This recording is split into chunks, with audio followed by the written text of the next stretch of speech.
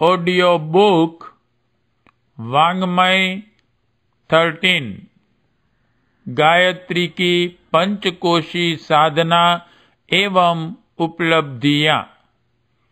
Chapter 1 part 1 उच्च स्तरीय साधना और उसकी सिद्धि। ज्वलंत अंगार जब ठंडा होने लगता है तो उसका ऊपरी परत भस्म बनकर आवरण जैसा चढ़ जाता है। जब इस आवरण को स्पर्श करते हैं तो अंगार न तो गर्म मालूम पड़ता है और न प्रकाशवान। ऐसी स्थिति में यह पहचानना भी कठिन होता है कि इसके भीतर अभी अग्नि का अंश है या नहीं।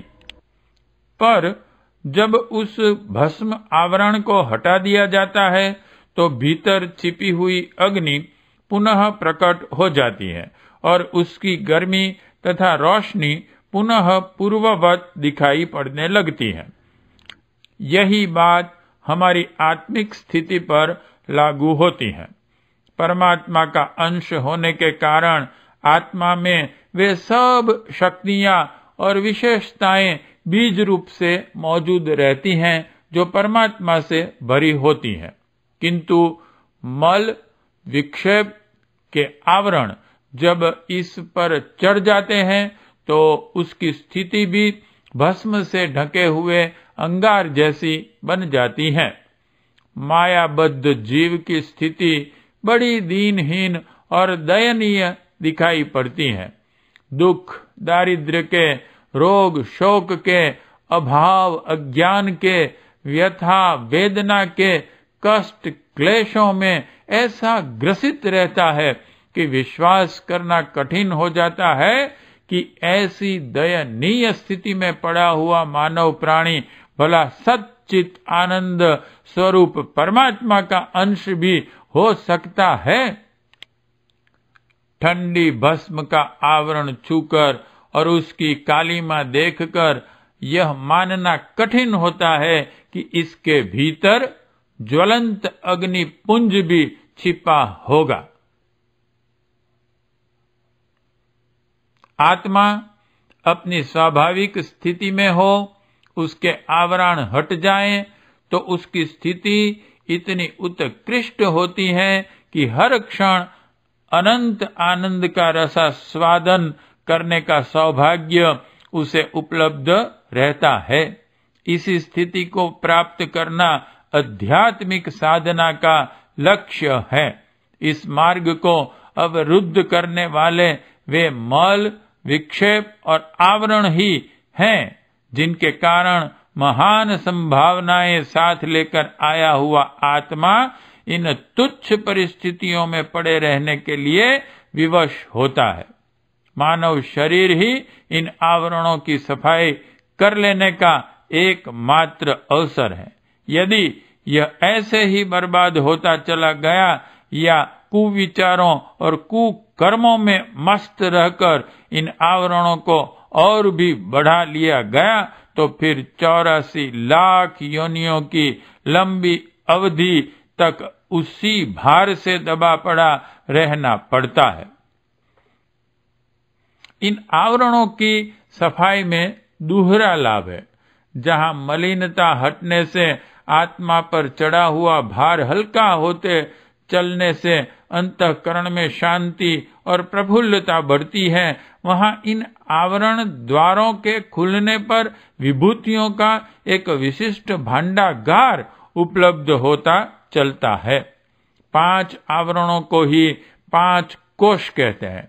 इन द्वारों के खोलने की वैज्ञानिक विधि का नाम पंचकोशी गायत्री साधना अथवा पंचमुखी गायत्री उपासना है। उच्च कक्षा में प्रवेश करने वाले साधकों के लिए इसी आराधना का प्रयोग करना पड़ता है। प्रथम स्तरीय साधना का अधिकांश कार्यक्रम स्थूल वस्तुओं, स्थूल विधानों पर निर्भर है। माला, आसन, पंचपात्र, धूप, दीप, नैवेद्य, पुष्प, अक्षत, चित्र, मूर्ति, हवन सामग्री, मंत्रोच्चार, व्रत, उपवास, पाठ, कीर्तन, अनुष्ठान, ब्रह्म भोज, तर्पण, मार्जन आदि यह सभी कुछ स्थूल आधार है। इसे साकार उपासना कह सकते हैं। प्रथम कक्षा के लिए यह सब कुछ आवश्यक ही नहीं, अनिवार्य भी है। इस आधार के बिना ऊपर की कक्षा में प्रवेश कर सकना उसी प्रकार संभव नहीं जिस प्रकार सीढ़ी या जीने की सहायता के बिना छलांग मारकर छत पर चढ़ जाना कठिन होता है। स्कूल की पढ़ाई की उपेक्षा करके सीधे कॉलेज में प्रवेश नहीं मिलता। उसी प्रकार प्रथम स्तरीय स्थूल विधि व्यवस्था के आधार पर बनी हुई साकार उपासना के बिना उच्च स्तरीय निराकार साधना में सफलता प्राप्त कर सकना किसी के लिए भी संभव नहीं हो सकता। उच्च स्तरीय गायत्री उपासना में वस्तुओं, उपकरणों और विधानों का तारतम्य घटने लगता है और ध्यान, भावना एवं निष्ठा में तीव्र गति से अभिवृद्धि होने लगती है। यह उपासना बिना किसी वस्तु के भी हो सकती है। एकांत निर्जन वनों में रहकर घोर तपस्या करने वाले साधकों के लिए अन्न और वस्त्र उपलब्ध नहीं होता तो धूप दीप की, हवन ब्रह्म भोज की व्यवस्था कहाँ से बनेगी? सच बात यह है कि तब उन्हें उनमें से किसी भी उपकरण की आवश्यकता नहीं रह जाती। वे आत्मा की अग्नि में प्राण को हवि बनाकर निरंतर अखंड यज्ञ करते रहते हैं।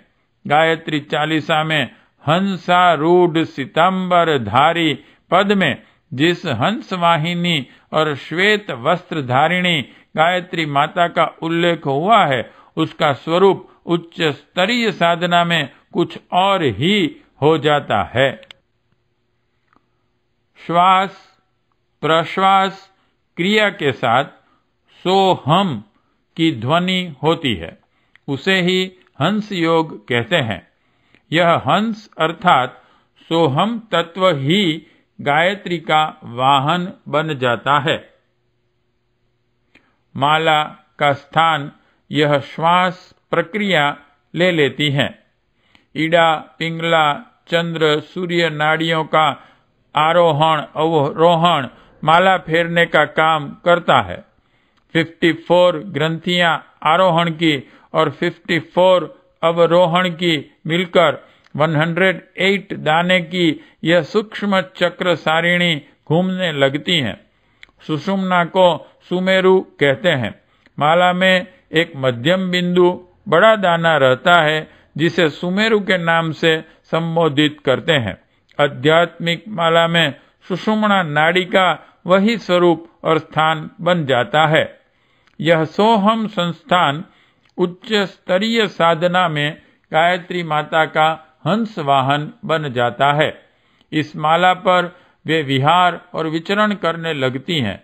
इसी वीणा में उनकी जंकार उठने लगती हैं और इसी स्थल से निरक्षीर विवेक का हंस गुण साधक की अंतरात्मा में उत्पन्न होने लगता है। श्वेत वस्त्र धारिणी गायत्री माता का हम पूजन करते हैं।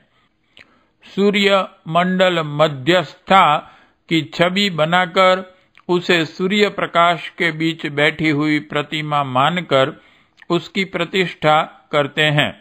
पर उच्च स्तरीय साधनों में माता का पूरा आवरण इस शुभ्र ज्योति के स्वरूप में ही परिलक्षित होता है।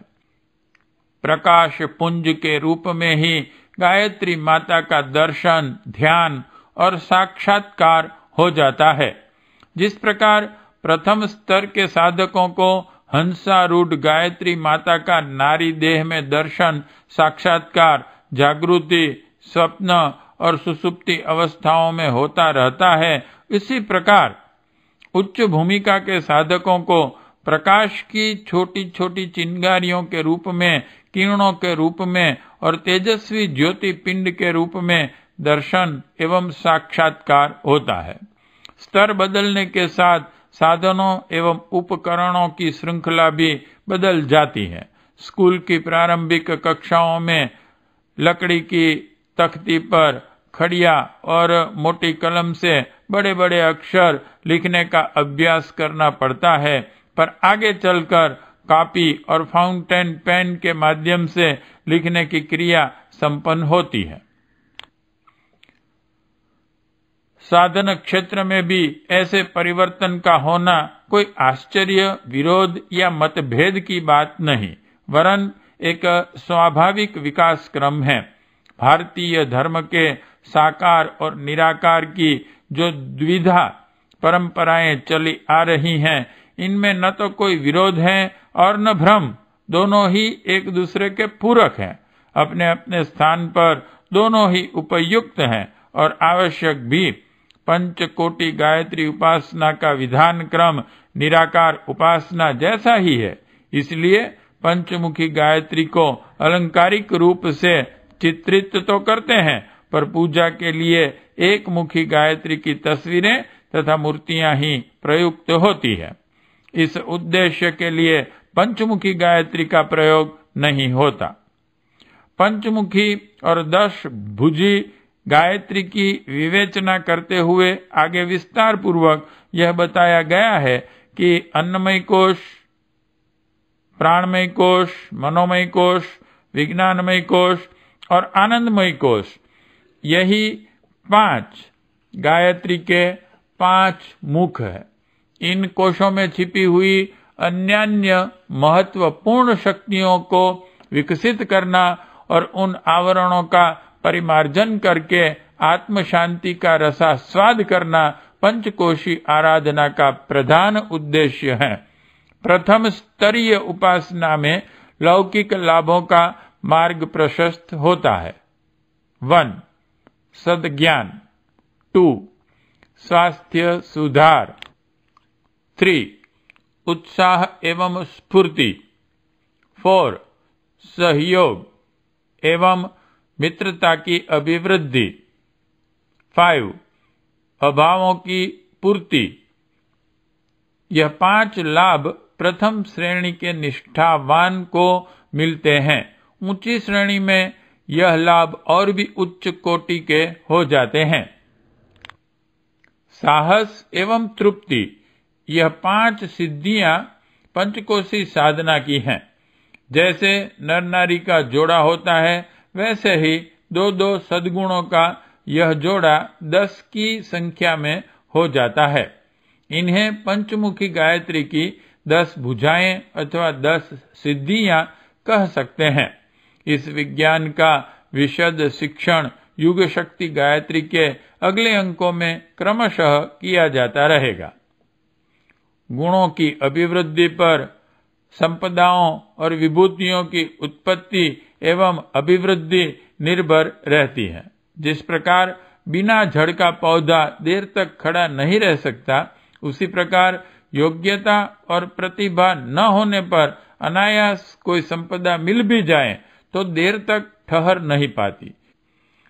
जड़ मजबूत होने पर, ऊपर की टहनी कट जाने पर भी उसकी शाखाएं फूट आती हैं। उसी प्रकार यदि सद्गुणों की जड़ मनोभूमि में मजबूती से जमी हुई हो, तो किन्हीं आकस्मिक कारणों से दरिद्रता एवं विपत्ति सामने आ जाने पर भी वे ठहर नहीं पाती और कोई नई सुविधा उत्पन्न होकर उस अभाव की पूर्ति कर देती है। गायत्री उपासना से प्रत्यक्षतः तो किसी को छप्पर फाड़कर संपदा नहीं मिलती, पर साधक के अंदर वे तत्व विकसित हो जाते हैं जिनके साथ अनेक प्रकार की सुख संपदाएं जुड़ी रहती हैं। वर्षा होते ही हरियाली उग आती है और कीट पतंगों की अजस्त्र उत्पत्ति होने लगती है। मानवोचित सद्गुणों का विकास होने के साथ साथ वे मंगलमयी सुख सुविधाएं, समृद्धियां और विभूतियां सामने आ जाती हैं, जिनके लिए आमतौर से लोग तरसते रहते हैं और जिनकी उपलब्धि को कोई दैवी वरदान चमत्कार माना जाता है। मोटे तौर से चमत्कार उन बातों को माना जाता है जो मानव शरीर की सीमा और सामर्थ्य से बाहर की हैं। हवा में उड़ना, पानी पर चलना, अदृश्य हो जाना, रूप बदल लेना आदि क्रियाओं को किसी समय सिद्धियां कहा जाता था, पर अब विज्ञान की उन्नति के कारण वह बातें अमुक मशीनों की सहायता से सस्ती और सुलभ हो गई हैं। इसलिए इन क्षमताओं को प्राप्त कर लेने पर भी कोई विशेष प्रयोजन सिद्ध नहीं होता। बाजीगरी के अनेकों अचंभे में डालने वाले खेल जादूगर लोग दिखाया करते हैं। मेस्मेरिज्म और हिप्नोटिज्म से भी बहुत मनोरंजक तमाशे होते देखे हैं। कौतूहल उत्पन्न करके अचंभे में डालने वाली बातें इस विज्ञान की उन्नति के युग में, जबकि सौर मंडल की यात्रा करने के लिए मानव संचालित यान उड़ रहे हैं, कोई विशेष महत्व नहीं रखती। एक ही हाइड्रोजन बम से करोड़ों मनुष्यों को पलक मारते नष्ट कर डालना संभव हो गया है, तो मारण, मोहन, उच्चाटन आदि के अभिचार क्या महत्व रखते हैं? यह प्रयोजन तो नशीली चीजों से या मामूली हथियारों से भी पूरे हो सकते हैं। गायत्री उपासना के द्वारा इस प्रकार के चमत्कारों की आशा से श्रम करना बाल बुद्धि वाले ओछे स्तर के लोगों के लिए ही संभव है। बेशक अनेकों अचंभे में डालने वाले काम कर सकना तपस्वी साधकों के लिए संभव है, पर उनकी तुच्छता को समझते हुए उनकी उपेक्षा ही की जाती है। गायत्री उपासना की उच्च भूमिका में प्रवेश करने का सबसे बड़ा लाभ आत्मबल की वृद्धि है। आत्मबल की महत्ता संसार के समस्त भौतिक बल संपन्न लोगों से कहीं अधिक होती है। आत्मबल संपन्न व्यक्तियों को ही महापुरुष कहते हैं। नर रत्नों में इन्हीं की गणना होती है। जमाने को बदल देने की, आत्म कल्याण की, दूसरों का सच्चा हित साधन करने की अपार क्षमता इनमें होती है। इसी को सच्ची सिद्धि कहते हैं। उच्च स्तरीय गायत्री उपासना का उपासक दिन दिन महानता की ओर तीव्र गति से अग्रसर होने लगता है। वह सिद्धियां और सामर्थ्यों उपलब्ध होती हैं जो न केवल आत्म कल्याण वरन भौतिक प्रगति में अत्यधिक सहायक होती हैं। पार्ट 1 समाप्त।